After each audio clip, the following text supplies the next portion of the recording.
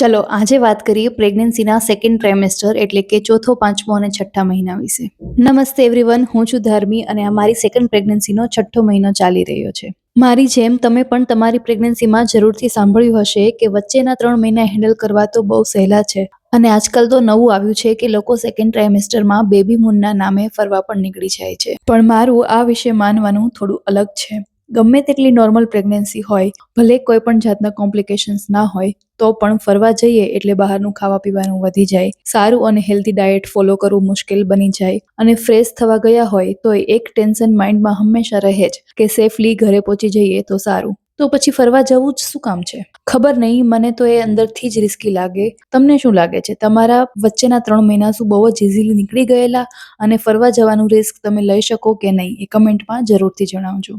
મારું તો એવું માનવું છે કે ભગવાને ગર્ભમાં બાળક આપ્યું છે તો એને સાચવી જાણો અને બસ 9 મહિના બને તેટલું ધ્યાન રાખો, હેલ્ધી ખાઓ પીવો, એક્ટિવ રહો અને જરૂર પ્રમાણે આરામ કરો અને ભગવાનનું નામ લ્યો. હા, જે એકદમ નેસેસરી હોય એવું ટ્રાવેલિંગ બધા જ પ્રિકોશન સાથે જરૂરથી કરી શકાય.